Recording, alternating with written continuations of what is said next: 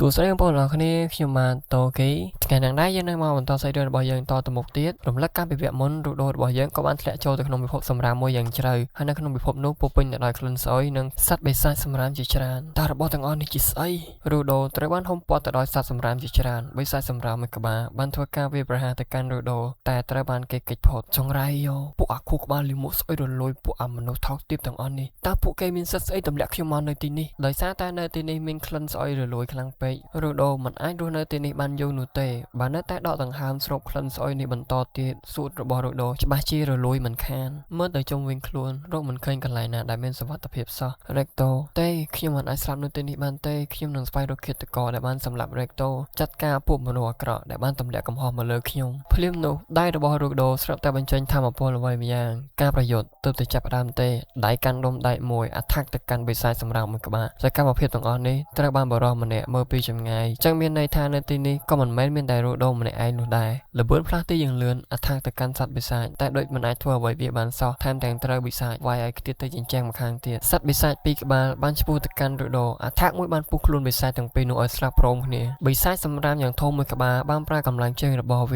រុញច្រានរូបដូរទៅជ្រុងម្ខាងទៀតបុរសដែលបានមើលការប្រយុទ្ធអំបញ្ញមិញនេះក៏បានមកដល់មុខរូបដូរក៏បានពាក់ម៉ាស់ការពារក្លិនស្អុយទៅកាន់រូបដូរតើវាជាកន្លែងស្អីណាហើយចុះពួកសត្វចម្លែកទាំងអស់នោះពួកវាជាស្អីឲ្យប្រកាសតាមពិតទៅមុននេះបន្តិចរូបដូរបានគិតថាខ្លួនឯងបានធ្លាក់មកខាងក្រោមដីបាត់ទៅហើយប៉ុន្តែបុរសពាក់របាំងមុខឲ្យបញ្ជាក់ថានៅទីនេះគឺជាលើដីធម្មតាទេអ្វីដែលសំខាន់ជាងគេនោះទៀតគឺការស្រែករបស់រូបដូរអំបញ្ញមិញបានធ្វើឲ្យសត្វចម្លែកទាំងអស់នោះដឹងពីទីតាំងកន្លែងដែលពួកគេនៅសត្វចម្លែកទាំងអស់នេះវាមិនងាយស្រួលសម្លាប់នោះទេវានឹងកាត់ឡើងមកវិញដោយសារតែគំនរសម្រាមជាច្រើនមាននៅទីនេះបុរសពាក់របាំងមុខមានការខឹងសម្បាយ៉ាងខ្លាំងចំពោះការស្រែករបស់រូបដូរបានធ្វើឲ្យសត្វចម្លែកដឹងពីទីតាំងរបស់ពួកគេក៏ដោយសារតែសត្វទាំងអស់នោះមានប្រតិកម្មជាមួយនឹងសម្លេងមនុស្សដល់ពេលដែលយើងត្រូវធ្វើការបោះសម្អាតខ្លះហើយយើងបានឃើញថាអាវុធរបស់បុរសម្នាក់នោះគឺជាឆ័ត្រមួយបានផ្លាស់ប្ដូរពីទម្រង់ឆ័ត្រធម្មតាទៅជាអាវុធមួយដែលមានថាមពលយ៉ាងខ្លាំងត្រឹមតែមួយផ្លេតកំទេចសត្វចម្លែកនោះបានយ៉ាងងាយរូដូពិតជាឆ្ងល់មែនតើតើវាជាប្រភេទឆ័ត្រអ្វីណាមុននេះបន្តិចខ្ញុំក៏បានសម្លាប់សត្វចម្លែកនោះដូចគ្នាចុះហេតុអ្វីបានជាវារស់ឡើងមកវិញឬក៏មកពីអាវុធរបស់ខ្ញុំតាមពិតទៅយើងបានដឹងថាឆ័ត្រដែលបុរសនោះប្រើមានសមត្ថភាពពិសេសដែលអាចកម្ចាត់ពពួកសត្វចម្លែកទាំងអស់នោះដោយមិនអាចរស់ឡើងវិញបានអាវុធមួយនេះមានឈ្មោះថា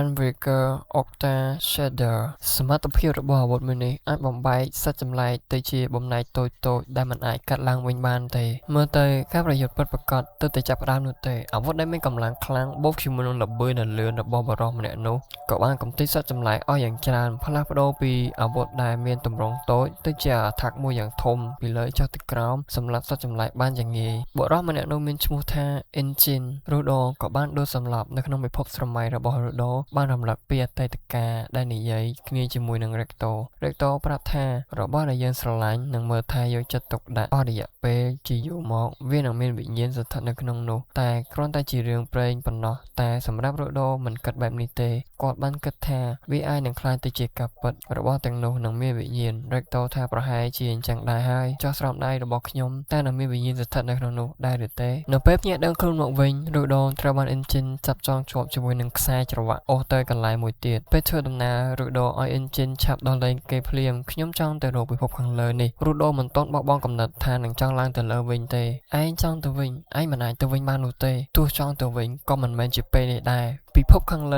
ើប្រៀបដូចទៅជាឋានសួគ៌សម្រាប់ឯងគ្មានថ្ងៃឡើងទៅលើវិញបាននោះទេខ្ញុំត្រូវតែត្រឡប់ទៅរកមុខឃាតករដែលបានសម្លាប់លោកអ៊ំរបស់ខ្ញុំបើសិនជាឯងចង់ត្រឡប់ទៅលើវិញខ្លាំងបែបនេះខ្ញុំនឹងផ្ដល់មេរៀនមួយដល់ឯងទៅដល់ទីកន្លែងមួយមានពួកមនុស្សមួយក្រុមចូលសម្លឹងមកកាន់រូដូតើវាជាមនុស្សមែនទេវាគឺជាក្មេងម្នាក់តើវាមកធ្វើអ្វីនៅកន្លែងគ្រោះថ្នាក់មួយនេះតើឯងមកពីពិភពខាងលើមែនទេខ្ញុំបានធ្លាក់មកពីពិភពខាងលើនៅពេលដែលឮរូដូនិយាយបែបនេះពួកមនុស្សទាំងអស់នោះនាំគ្នាដោះស្រោមមកចេញភ្ញាក់ផ្អើលគ្រប់គ្នាពីព្រោះអ្នកដែលបានធ្លាក់មកពីពិភពខាងលើមិនអាចមាននរណារស់រានមានជីវិតនោះទេរូដូបានគិតថាពួកមនុស្សទាំងអស់នោះគឺជាមនុស្សល្អប៉ុន្តែពួកវាបែរជាគិតថារូដូជាមនុស្សដែលមានតម្លៃទៅវិញពួកវាបានចាប់ចងរូដូជាប់នឹងច្រវាក់ទៅនឹងខាងក្រោយឡានតើឯងគិតថាពួកយើងនឹងធ្វើល្អដល់ឯងមែនទេវាមិនអាចទេតាមពិតពួកមនុស្សទាំងអស់នេះជួញដូរមនុស្សដែលបានធ្លាក់មកពីពិភពខាងលើហើយទៅលក់ឲ្យឈ្មួញដទៃទៀតការជួញដូរសរីរាង្គដូចជាដៃជើងនិងភ្នែកចំពោះរូដូដែលនៅរស់ទាំងមូលបែបនេះពួកវាគិតថាប្រកាសជាបានថ្លៃណាស់មកទៅនៅពេលដែលគេទិញឯងយកទៅ ពួកនោះនឹងធ្វើអ្វីចំពោះឯងធ្វើទីរនកម្មវាកាត់សរីរាង្គបង្ហាញជាសាធារណៈខ្ញុំពិតជាអន្តេសាចាំមើលវាខ្លាំងណាស់តាមពិតទៅយើងបានដឹងថាពួកមនុស្សដែលនៅខាងក្រោមមិនបានចូលចិត្តនិងស្រឡាញ់ពួកមនុស្សដែលនៅខាងលើនោះទេដោយសារតែកាកសំណល់ជាច្រើនបង្កមានឧស្ម័នពុលនិងសត្វចម្លែកករណីទាំងអស់នេះហើយដែលធ្វើឲ្យពួកមនុស្សនៅខាងក្រោមគ្មានទីកន្លែងរស់នៅត្រូវបានស្លាប់ដោយសារតែសត្វចម្លែកគឺដោយសារតែពួកមនុស្សខាងលើបានចាក់សម្រាមជាច្រើនមកខាងក្រោមធ្វើឲ្យពួកមនុស្សដូចជាពួកយើងពិបាកនៅក្នុងការរស់នៅវាបានយកកាកសំណល់បង្ខំឲ្យរូដូស៊ីដើម្បីមានជីវិតបន្តរស់វាបានលូកដៃចូលទៅក្នុងមាត់រូដូប៉ុន្តែត្រូវបានរូដូខំដាច់សាច់ចេញឆ្អឹងវាមិនមែនជាកាកសំណល់នោះទេវាពិតជាអាចញ៉ាំបាននៅឡើយទេមិនថាពួកមនុស្សខាងលើឬពួកមនុស្សខាងក្រោមនោះទេជួយចិត្តតែដើរទម្លាក់កំហុសឲ្យអ្នកដទៃពេលនោះស្រោមដៃរបស់រូដូចាប់ផ្ដើមបញ្ចេញនូវថាមពលចម្លែកបោកម្ដងទៀតហើយពួកឯងឃើញខ្ញុំឈរនៅទីនេះដោយបិទមាត់ចិត្តហើយពួកឯងស្មានថាអាចមកជន់ឈ្លីក្បាលរបស់ខ្ញុំតាមអំពើចិត្តមែនទេរូដូបានបញ្ចេញនូវថាមពលចម្លែកធ្វើឲ្យរបស់ដែលនៅជុំវិញខ្លួនវាហោះឡើងទៅលើ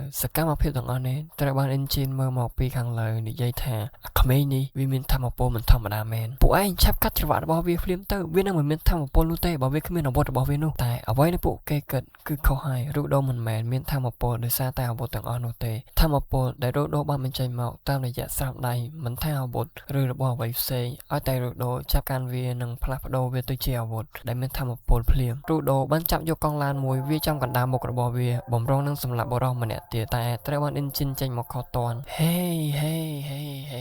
ឯងឆាប់បញ្ឈប់វាភ្លាមទៅតាមពិតទៅយើងបានដឹងថារូដូអាចបញ្ចេញថាមពលនេះបានក៏ដោយសារតែនឹកទៅដល់រ៉េកតូថាមពលយ៉ាងច្រើនដែលបានបញ្ចេញមកភ្លាមបែបនេះរូដូក៏មិនអាចគ្រប់គ្រងស្មារតីរបស់ខ្លួនឯងបានដែរអ៊ីនជីនក៏បានប្រាប់ទៅកាន់រូដូថារូដូគឺជាឯងគឺជាមនុស្សដែលក្រុមអ្នកសម្អាតរបស់យើងត្រូវការនៅពេលនេះដែរវីដេអូរបស់យើងក៏បានមកដល់ទីបញ្ចប់ហើយចឹងតើអ៊ីនជីននិយាយអំពីក្រុមអ្នកសម្អាតតើវាជាក្រុមអ្វីដែរយើងរងចាំមើលនៅវគ្គបន្តទៀតហើយសម្រាប់វីដេអូដែលផុសពីវគ្គមួយហ្នឹងបើអ្នកនរគ្នាគិតថាល្អកុំភ្លេចជួយចុច Subscribe និងចុចរូបសញ្ញាកណ្ដឹងឲ្យខ្ញុំម្នាក់មួយផងចឹងជម្រាបលាពីខ្ញុំបាទតអូខេ